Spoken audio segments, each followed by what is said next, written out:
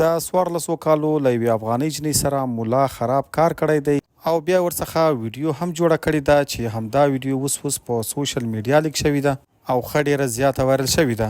ملګرو که غواړئ چې د دغه ملا دغه تازه وایرل شوې ویډیو ګورئ او دغه کومې جینۍ سره چې دغه خراب کار کړی دی د دې خبرې هم واورئ نو له موږ سره په ویډیو کې تر پایه پاتې شئ. خو د ویډیو نه مخکې تاسو نه هیله او خواست دی چې که تر اوسه مو زموږ چینل نه وي سبسکرایب کړی نو مهرباني وکړئ پښتون ټایم یوټیوب چینل همدا اوس سبسکرایب کړئ.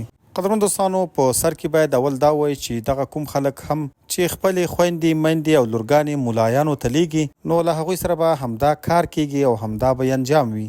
ملګرو دغه یو افغانۍ خور دی چې نوم یې فلوشه دی.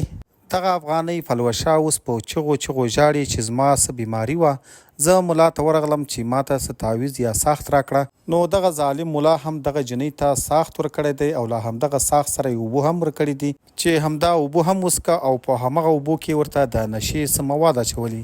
نو څنګه چې دغه جینۍ نشه شوې ده او بېهوشه شوې ده ملا ورڅخه په همدغه ځای کې چیرته چې دی دم درود کوي کپړې ورڅخه ایستلې دي او همدا ناروا کار یې ورسره کړی.